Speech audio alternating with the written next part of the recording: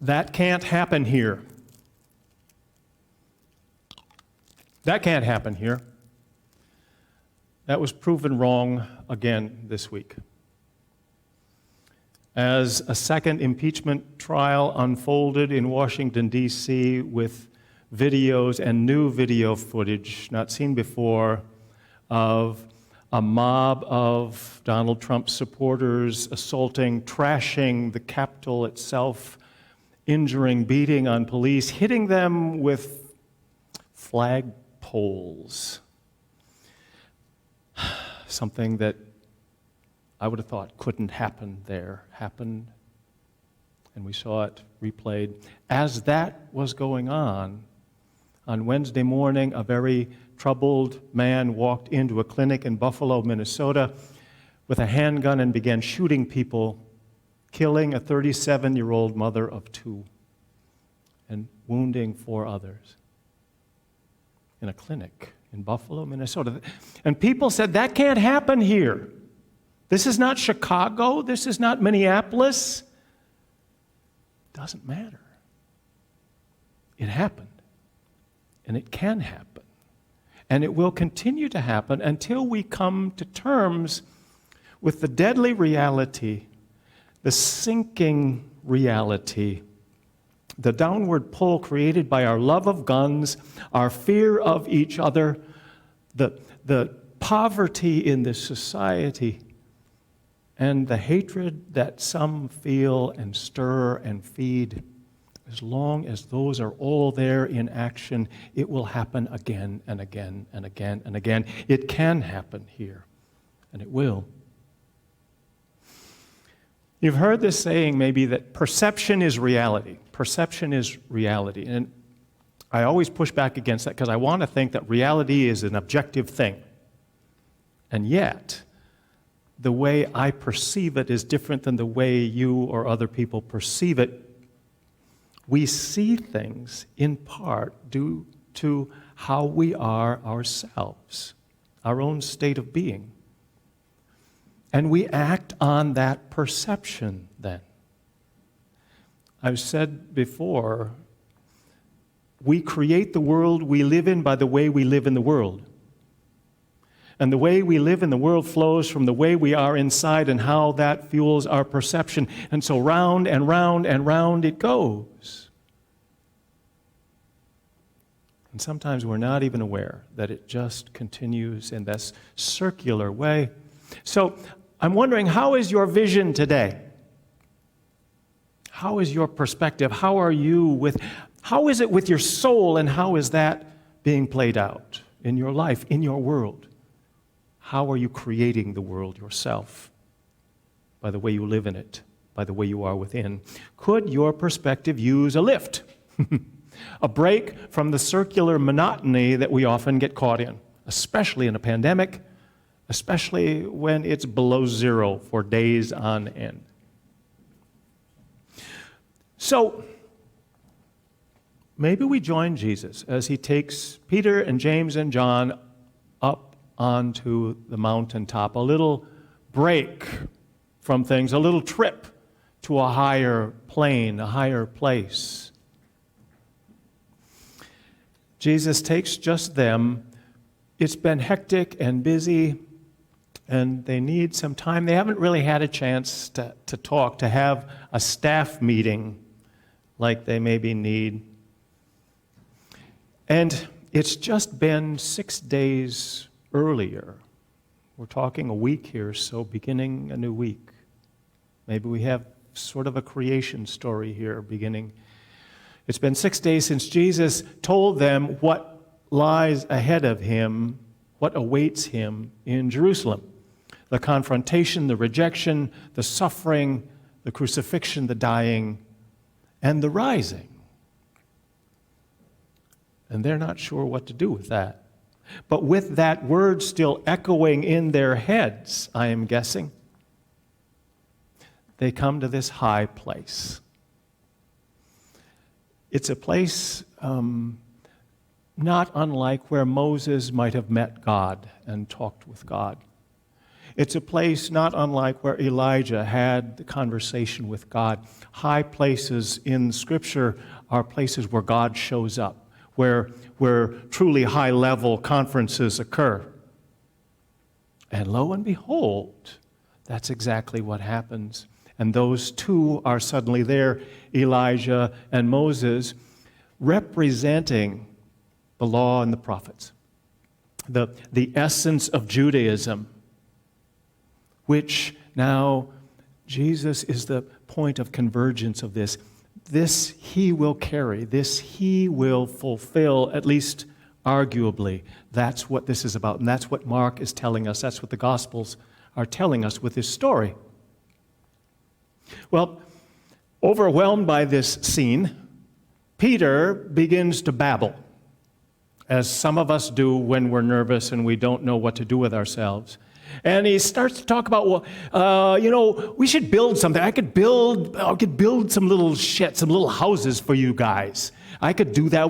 I could make myself useful. I could do something here, because he knows he is over his head. He doesn't belong here.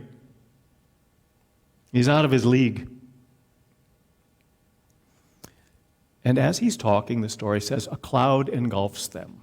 A cloud like the cloud that traveled with the Hebrew people through the wilderness. A pillar of fire by night, a pillar of cloud by day, the presence of God. A cloud like was on Mount Sinai when Moses and God have their meeting and the Ten Commandments come out of that. The law, the beginning of the law comes from that cloud. God is present here. And then the voice speaks and says, what? Almost the same thing as the voice said at Jesus' baptism.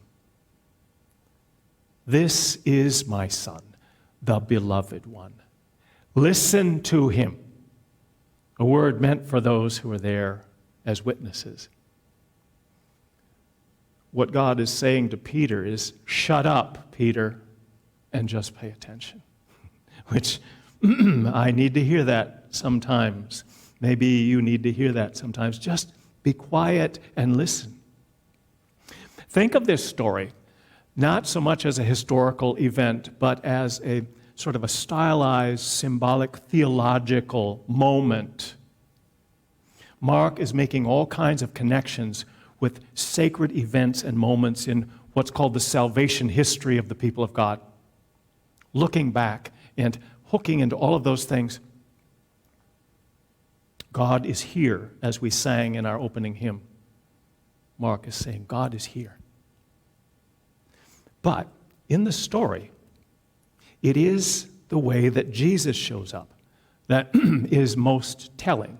And that's what the story is named for. It's the story of what? The transfiguration of Christ, or the transfiguration of Jesus. He is transfigured. The Greek word is metamorphosed.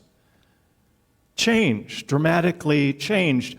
It's like he's lit from within. His clothes become dazzling white, unearthly in their brilliance, like what you might imagine an angel would wear when an angel comes to the tomb to announce resurrection, which is what happens at the end of the gospel. So we have that going forward.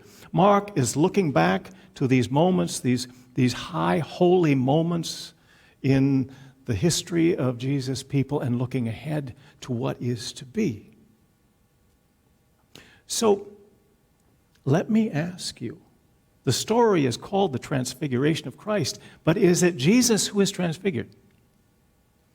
Is he the one transformed and changed? Or is it the perspective of the disciples who are with him, so that they no longer see just this human being, the outer being, and what's going on now, but they begin to see through to the truth of who this is, who this represents, and what is going on here, and what is going to happen. Even though they don't understand it, they begin to see it. Do you remember when Sarah Palin famously said she could see Russia from her front porch? That was a bit of a stretch, but she lived in Alaska, so okay, we'll give you that. I'm a long ways from there. Peter could have said, it would have been a stretch, but he could have said, hey guys, I think I can see Easter from here. He was seeing something. Mark is saying they were seeing something, seeing through to something. They didn't know what it was, but something is going on here. Can we, in this frozen solid, below zero, snow-covered landscape and time, can we see beyond? Can we see Easter? What does it look like? What will it mean this time? What is calling to us out of this frozenness that we are in? When Brian Stevenson went to visit his client on death row, Avery Jenkins is the man's name. He goes to visit him for the first time in Holman Prison in Alabama. He is not prepared for what he meets. He drives into the parking lot, and there are vehicles there of visitors and of employees, and he walks past this big, shiny pickup truck that he said looks like a shrine to the Old South. There are stickers all over, racist stickers. There are Confederate flag stickers. There's a gun rack in the back window. And one of the prominent stickers that stuck in his mind said, if I'd known it was going to be like this, I'd have picked my own damn cotton. Yeah. And thinking about that, I'm sure that there are generations of slaves who would love to have allowed that to have been done. Another story. Stevenson goes into the prison and he makes his way down towards death row, signed in, going through doors and doors. When he gets to death row, he's met by a guard, a white man who's muscular, well-built. He's about 6 feet tall. He describes it as a military haircut, military style. The guy has steel blue eyes, cold eyes. And he treats Stevenson with utter contempt from the start. Now, Brian is a black man. He's an attorney. I think he's Harvard educated. He's brilliant and articulate. And I'm sure this white man didn't appreciate him being there. And so there is this testy conversation at the beginning as Brian explains why he's there to see Avery Jenkins. He's his attorney now, his new counsel. And the guard says, well, you're going to have to go into the bathroom and strip, and I'm going to search you before you get in to see your client. And Stevenson says, no, that's not according to protocol. Attorneys don't have to do that with us. We don't have to submit to strip searches. That's not the way it's done. And the guard says, if you want to see your client in my prison, then you follow my rules. And they go back and forth, and Brian is not about to go through that. But he realizes that if he doesn't, he's going to drive back the 2 hours that he drove, 4 hours on the road for nothing. And so he goes into the bathroom and he takes off his suit and his clothes, and he is aggressively searched and then allowed to come back out, to get dressed and come back out, and he does. And then he's made to sign a book that he's not supposed to have to sign. And there's all kinds of just harassment and hostility expressed towards him. And he finally then is in the doorway of the visiting room, and he's about to go in, and the guard grabs him by the arm and pulls him close and said, hey man, did you happen to see a truck in the parking lot with lots of stickers and flags and a gun rack in the window? Brian said, yeah, I saw that. Well, I just want you to know, that's my truck. And he unlocks the door and sends him in. Stevenson, as you might imagine, is flustered, at least, from this whole thing, and not focused. And when he comes in, Avery Jenkins comes in, and he's a shorter black man with close cropped hair, and he comes to Brian, and as Brian's trying to explain to him that he's his new attorney, and this is his name. And Jenkins grabs his hand with both his hands and shakes his hand. This big smile. He said, "Did you bring me a chocolate milkshake? Did you bring me a chocolate milkshake?" This man's on death row. He's going to be executed for murder by the state of Alabama, and he wants to know if his attorney brought him a chocolate milkshake. What does that tell you? It took Brian a long time to kind of get focused and get going. Later on, he goes to read more of Avery's background. His dad was murdered before he was born. His mother died of a drug overdose before he was 2. By the time he was 8 years old, he was in and out of 19 different foster homes. In one of them, when his foster mother didn't want him around anymore, she took him out into the woods and she tied him to a tree and left him there. 3 days later, he was found still tied to that tree by hunters coming through the woods. What would that do to a child? He did not have a chance. And the state made him the way he was, and now the state is going to kill him because he is who he is. Well, Stevenson and his team go to work energetically on behalf of this man so that the state of Alabama cannot kill him. And they file motions, and there are hearings, court appearances. And after one of them, there's a series of them, after one of them, Brian then drives back to Holman Prison to talk with Avery to see how he's doing, because they haven't had much time to talk. It's just been appearances and talking with judges. And I want you to hear in Brian's own words what happens. Now, this is an extended passage, so just bear with me. But I can't do justice to describe this. When I pulled into the parking lot, I once again saw that loathsome truck with its flags, stickers, and menacing gun rack. I feared another encounter with the guard. Sure enough, after checking in with the warden's secretary and heading toward the visitation room, I saw him approaching me. I braced myself, preparing for the encounter. And then something surprising happened. "Hello, Mr. Stevenson. How are you?" the guard asked. He sounded earnest and sincere. I was skeptical. "Well, I'm fine. How are you?" He was looking at me differently from how he had before. He wasn't glaring and seemed genuinely to want to interact. I decided to play along. "Look, I'll step into the bathroom to get ready for your search." "Oh, Mr. Stevenson, you don't have to worry about that," he quickly replied. "I know you're okay." Everything about his tone and demeanor was different. "Oh, well, thank you. I appreciate that. I'll go back and sign the book then." "Mr. Stevenson, you don't have to do that either. I saw you coming and signed your name in for you. I've taken care of it." I realized that he actually looked nervous.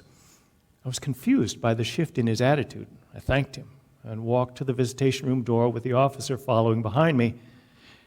He turned to unlock the padlock so that I could go inside. As I started to walk past him to enter, he placed his hand on my shoulder. "Hey, I'd like to tell you something." I wasn't sure where this was going. "You know, I took old Avery to court for his hearing and was down there with y'all for those 3 days. And I want you to know that I was listening." He removed his hand from my shoulder and looked past me, as if staring behind me at something. "You know, I appreciate what you're doing. I really do. It was kind of difficult for me in that courtroom to hear what y'all was talking about. I came up in foster care, you know. I came up in foster care too." His face softened. "Man, I didn't think anybody had it as bad as me. They moved me around like I wasn't wanted nowhere. I had it pretty rough. But listening to what you were saying about Avery made me realize that there were other people who had it as bad as I did, I guess even worse." I mean, it brought back a lot of memories sitting in that courtroom. He reached into his pocket to pull out a handkerchief to wipe the perspiration that had formed on his brow. I noticed for the first time that he had a Confederate flag tattooed on his arm. You know, I guess what I'm trying to say is that I think it's good what you're doing. I got so angry coming up that there were plenty of times when I really wanted to hurt somebody just because I was angry.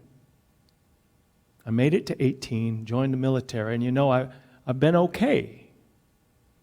But sitting in that courtroom brought back memories, and I think I realized how I'm still kind of angry. I smiled. He continued, "That expert doctor you put up said that some of the damage that's done to kids in these abusive homes is permanent. That kind of made me worry. Do you think that's true?" "Oh, I think we can always do better," I told him. "The bad things that happen to us don't define us. It's just important sometimes that people understand where we're coming from." We were both speaking softly to one another. Another officer walked by and stared at us. I went on, "You know, I really appreciate you saying to me what you just said. It means a lot. I really mean that. Sometimes I forget how we all need mitigation at some point." He looked at me and smiled. "You kept talking about mitigation in that court. And I said to myself, what the hell is wrong with him? Why does he keep talking about mitigation like that?" When I got home, I looked it up. I wasn't sure what you meant at first, but now I do. I laughed. Sometimes I get going in court and I'm not sure I know what I'm saying either. "Well, I think you've done good. Real good." He looked me in the eye before he extended his hand. We shook hands, and I started toward the door again. I was just about inside when he grabbed my arm again. "Wait, I got to tell you something else. Listen, I did something I probably wasn't supposed to do, but I want you to know about it. On the trip back down here after court on that last day, well, I know how Avery is, you know. Well, anyway,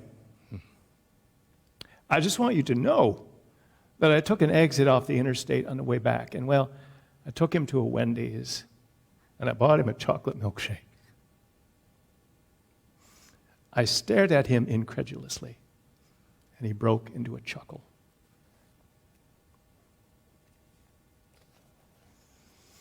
Jesus took James and John and Peter up on a mountain to a high place. And there we're told he was transfigured. He was revealed. And in the light of his being, of his spirit, of his energy, their perception is changed. They don't know exactly what it is they're seeing, but it works in them and on them, and later on they remember. Jesus keeps taking people to that mountaintop. It's not the same place. It's all over the place, but he keeps taking people there. He took that guard there, if you will, to see not just what is going on and what happened, but to begin to see what can be, what the promise is, what the possibilities are. To have his perception transfigured. And to see in light of what has been and what's going on now, the Easter rising that is possible. The transfigured, transformed, changed, risen life that once we begin to see it, we can begin to be it. In Christ. Amen.